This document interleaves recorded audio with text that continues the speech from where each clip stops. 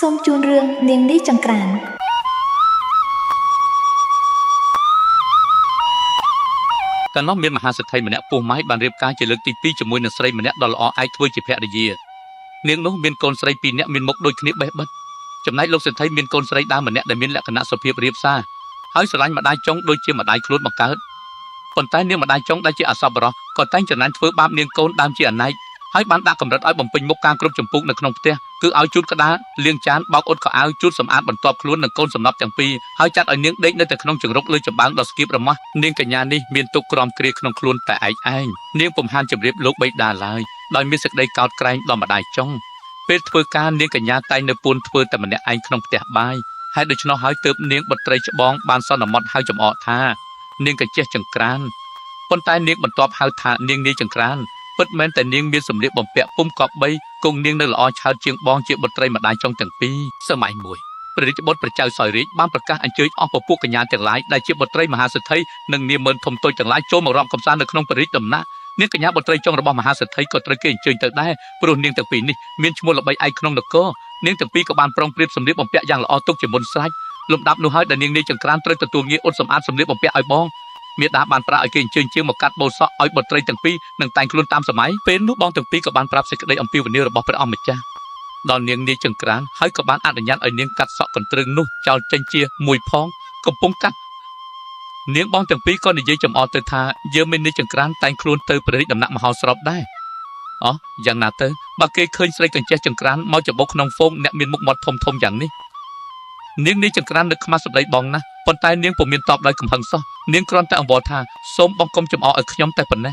នាងទាំងពីរដោយសេចក្តីអំនួតដល់ក្រៃលែងក៏ភ្លេចភ្លាំងអាហារម្ហូបចំណីអស់2ថ្ងៃរាល់ពេលគេឃើញនាងទាំងពីរអង្គុយឆ្លុះកញ្ចក់មួយម្នាក់តាក់តែងខ្លួនដល់ការបដិឆេទនាងទាំងពីរក៏បានបណ្ដាលគ្នាយ៉ាងប្រឹមប្រែងទៅទីប្រជុំនោះចំណែកនាងនាយចង្ក្រានដែលមានសាច់ក្តីអន្ទាក់អន្តែងចង់ទៅជាខ្លាំងក៏ខំដើរតាមមើលបងរហូតដល់ផុតកន្ទុយភ្នែកមានចំណងណាស់នាងក៏ទៅជាស្រ័យយំនឹកតូចចិត្តតែខ្លួនឯងមួយរំពេចស្រាប់តែមានស្រីម្នាក់រូបរាងស្អាតចេញខ្លួនមកបង្ហាញនាងសួរអំពីដំណើរដែលនាងយំនោះនាងកញ្ញាពុំបានប្រាប់ហើយរឹងរិតតែយំស្រណោះស្រណោកជាខ្លាំងដោយអំណាចចិន្តាទិព្វរបស់នាងទេពធីដែលជាម្ដាយចិញ្ចឹមរបស់នាងនាយចង្ក្រានធីតាយល់ហេតុពិតថានាងកញ្ញាមានចំណងទៅលេងទីប្រជុំនឹងគេទើបនាងនិយាយលងលោមថាឲ្យកូនស្រីម្ដាយនាងច្បាស់ជាចង់ទៅកំសាន្តជាមួយគេហើយឯនេះកុំស្មានថាគ្មានសំណាងឲ្យសោះកុំយំចាំម្ដាយបើកឲ្យទៅតមកនាងទេពធីតាក៏នាំនាងនាយចង្ក្រានចូលទៅក្នុងបន្ទប់ហើយស្ដីទៅថាចូលកូនស្រីចូលទៅក្នុងសួនច្បារបេះផ្លែក្រូចមួយយកមកឲ្យម្ដាយនាងនាយចង្ក្រានមានអំណរពេកក៏ចុះទៅរកបេះផ្លែក្រូចបានម្យ៉ាងទុំរលោមមកជូននាងទេពធីតាដោយគិតក្នុងចិត្តថាតើផ្លែក្រូចនោះនឹងធ្វើយ៉ាងណាទៅឲ្យខ្លួនបានទៅទីប្រជុំនឹងគេនោះនាងទេពធីតាទទួលផ្លែក្រូចពីដៃបុត្រីចិញ្ចឹមហើយក៏បកយកសាច់ចោលចេញអស់ទើបទាញចង្កឹះទៅពវាចង្អុលសាច់អាគមមួយរំពេចសម្បកក្រូចក៏ប្រែភេទទៅជាទួតតេះទូមួយយ៉ាងថ្មីស្រឡាងតមកនាងទេពធីតាក៏ចូលទៅលើកហឹបតូចមួយហើយមានកណ្ដុរ6ធីតាប្រាប់ឲ្យបុត្រីបើកគម្របបង្ហើបឲ្យចេញម្ដងមួយទើបយកចង្កឹះទៅពវាលើខ្នងកណ្ដុរឲ្យប្រែភេទទៅជាសេះយ៉ាងធំធាត់ទាំង6សម្រាប់អូសស្រទេស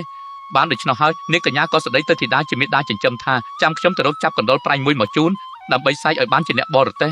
នាងទេពធីតាមានអំណរណាស់ក៏តបថាប្រពៃណាស់កូនស្រីឯងទៅរកចាប់យកឲ្យឆាប់មក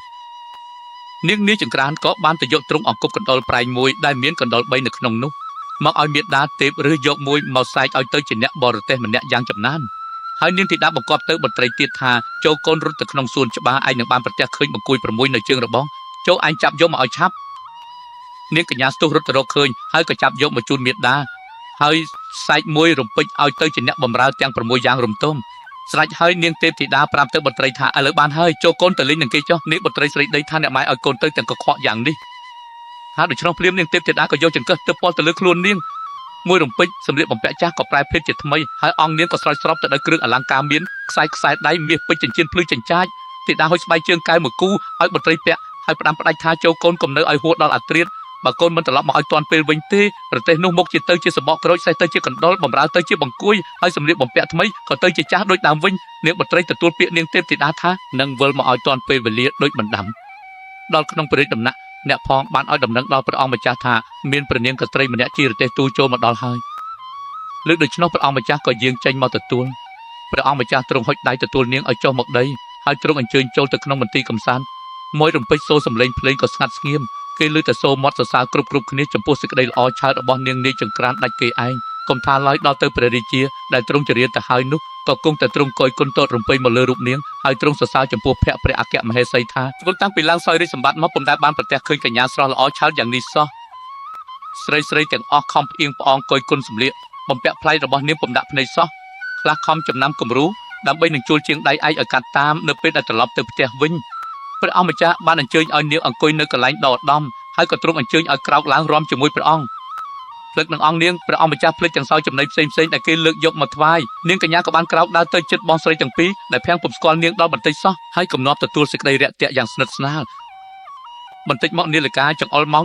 11:45 នាទីនាងកញ្ញាកំណត់លាភីវទាំងអស់ព្រមទាំងថ្វាយបង្គំលាព្រះរាជាវិលត្រឡប់មកផ្ទះវិញតាមបណ្ដាំនាងមេដាទេពដល់ផ្ទះហើយនាងក៏ចូលទៅសំពះអរគុណមេដាទេពនាងបានរាយរាប់ប្រាប់អំពីដំណើររបស់នាងនិងសេចក្តីឆ្ងល់របស់អ្នកទាំងអស់នាងជម្រាបមេដាទេពថាព្រះអង្គម្ចាស់សូមអញ្ជើញនាងទៅកំសាន្តនៅថ្ងៃស្អែកទៀតកំពុងតែនិយាយស្រាប់តែឮសូរមាត់បងស្រីមកគោះទ្វារហៅនាងចង្ក្រានស្ទុះចេញទៅទទួលបងដោយធ្វើជាស្ងាត់ហើយយកដៃឆ្លីភ្នែកមានសញ្ញាដូចជាទើបនឹងក្រោកពីដេកសៅមួយម៉ោងដូច្នោះមួយរំពេចបងស្រីម្នាក់អួតទៅនាងថានាយចង្ក្រានអើយបើឯងទៅមន្ទីរសំណាក់ផងប្រហែលជាឯងនឹកប្លែកអស្ចារ្យដូចបងជាពំខានព្រោះមានពនាងស្ត្រីកញ្ញាម្នាក់រូបល្អឆើតរកស្រីក្រមុំព្រៀបគ្មានហើយចេះគួសមសុភាពរៀបសារទាំងបានគួសមចែកផ្លែក្រូចដល់យើងទាំងពីរស៊ីផងយ៉ាងស្និទ្ធស្នាលគ្មានឆ្មើងទេនាងនាយចង្ក្រានក៏ធ្វើជាសួរឈ្មោះពនាងស្ត្រីនោះប៉ុន្តែបងទាំងពីរតបមកវិញថាគេពុំដែលឃើញពនាងនោះសោះជាអង្វែងមកហើយព្រះអង្គម្ចាស់ទ្រង់សពព្រះハរតីភ្លេចទាំងកញ្ញាស្ងោយទុនដៃជើងអស់នាងនាយចង្ក្រានធ្វើជាសើចតបទៅវិញថាយីល្អណាស់ណាធ្វើមិនឲ្យខ្ញុំបានឃើញផងបើដូច្នោះសូមបងមេត្តាឲ្យខ្ញុំខ្ចីអាវចាស់ពណ៌លឿងមួយមកនាងបងស្រីពេលជ្រាយទៅថាអីក៏គ្រាន់បើម្លេះមីកញ្ចេះចង្ក្រានឯងស្មានថាអញភ្លើនឹងឲ្យឯងខ្ចីផ្ដេសផ្ដាស់យ៉ាងនេះឬស្អែកឡើងនាងកញ្ញាទាំងពីរបានតែងខ្លួនទៅមន្ទីរប្រជុំកំសាន្តទៀតចំណែកនាងនាយចង្ក្រានក៏បានស្លៀកពាក់យ៉ាងល្អលើសលប់ជាងថ្ងៃមុនឡើងជិះរទេះសេះដដែលបោះចេញទៅ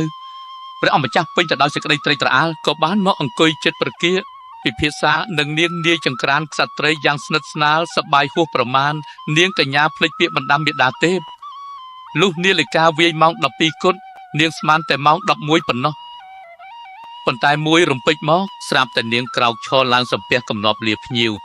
ព្រមទាំងព្រះមហាក្សត្រនៅព្រះអគ្គមហេសីស្ទុះរត់ចេញមកក្រៅជាប្រញាប់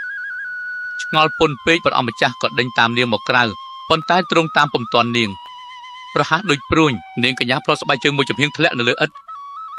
ព្រះអង្គម្ចាស់ទ្រង់ស្ទុះទៅរើសយកមកទុកយ៉ាងប្រពៃនាងនាយចង្ក្រានដើរត្រឡប់មកផ្ទះវិញនៅសល់តែស្បែកជើងមួយចំហៀងជាលម្អសម្លៀកបំពាក់នាងប្រែភេទទៅជាចាស់កខ្វក់ដូចដើមចំណែករទេះសេះនិងបំរើក៏คล้ายភេទទៅជាសត្វកណ្ដុរបង្គួយរត់បាត់អស់ព្រះអង្គម្ចាស់បានបញ្ជាក់សួរអ្នកយាមទ្វារថាមានឃើញរទេះព្រះនាងក្សត្រីបត់ចេញទៅតាមទ្វារទេនាយឆ្មាំទ្វារទូលតបថាបានឃើញតែស្រីកំសត់ស្លៀកសម្ពុតអាវចាស់ម្នាក់រត់ចេញទៅតែប៉ុណ្ណោះដែលមានភាពជាកូនអ្នកស្រែស្មោះលុះនាងបងទាំងពីរត្រឡប់មកដល់ផ្ទះវិញនាងនាយចង្ក្រានក៏សួរបញ្ជាក់អំពីសេចក្តីសរសើរដល់ព្រះនាងក្សត្រីពីថ្ងៃមុននោះនាងទាំងពីរបានរាយរាប់រឿងប្រាប់ថាព្រះនាងកញ្ញានោះប្រដាប់រឹងរិតតែល្អជាងថ្ងៃមុនទៅទៀតប៉ុន្តែដល់នាឡិកាវាយម៉ោង 12 គត់ស្រាប់តែព្រះនាងស្ទុះរត់ចេញភៀសខ្លួនបាត់ទ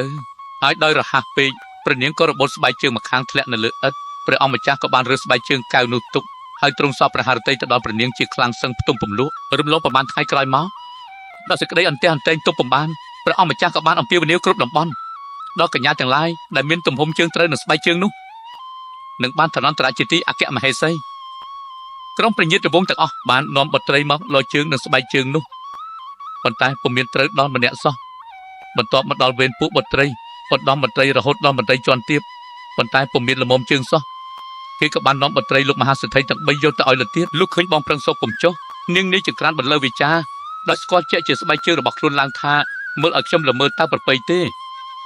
លើដូច្នោះនាងបងទាំងពីរក៏នាំគ្នាសើចចំអកឲ្យនាងប្អូនអ្នកប៉ៅកងក៏សូមអញ្ជើញឲ្យនាងនាយចង្ក្រានចូលមកលើស្បែកជើងនោ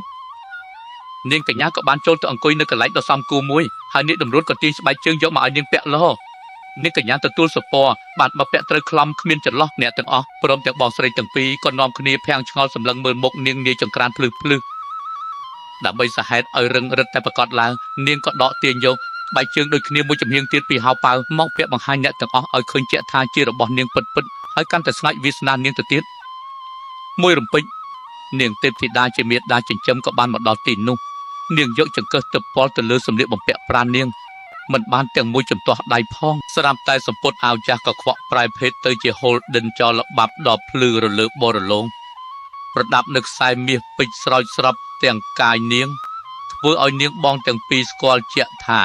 នាងនាយចង្ក្រាននេះហើយដែលខ្លែងខ្លួនជាព្រះនាងសត្រីកាលដែលខ្លួនបានឃើញកោតគោរពសរសើរនៅក្នុងព្រះរាជមន្ទីរមហោស្រពនោះទើបនាងទាំងពីរតក់ស្លុតឥតឧបមានឹកខ្មាស់ប្អូនពេកស្ទុះចូលទៅក្រាបអោបជើងនិយាយអង្វរសុំទោសកុំឲ្យនាងប្រកាន់ឲ្យសោះកាលដែលខ្លួនបានធ្វើបាបមើងងាយពេបជ្រាយទាំងប៉ុន្មានអំពីមុននោះ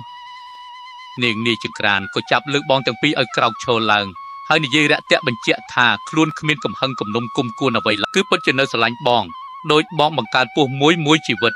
4ប៉ាវកងក៏បានរៀបដង្ហែនាងនាយចង្ក្រានចូលទៅក្នុងព្រះរាជវាំងថ្វាយចំពោះព្រះភ័ក្ត្រព្រះអម្ចាស់ព្រមទាំងព្រះវររាជបិតាមាតានៅព្រះញាតិវង្សនិងនិមឺនសពមុខមរដីធំតូចដែលរងចាំទទួលនៅទីនោះលុះដល់ពេលល្អព្រះរាជាក៏បានរៀបអភិសេកព្រះរាជបុត្រនិងនាងកញ្ញានាយចង្ក្រានជាទីអគ្គមហេសីយ៉ាងមហោឡារិកលំដាប់មកព្រះអង្គក៏ទ្រង់ផ្ទេររាជឲ្យព្រះរាជបុត្រក្រុងស្នងហើយនាងនាយចង្ក្រានក៏ឡើងឋានន្តរជាព្រះម្ចាស់ក្សត្រីយ៉ាងប្រកប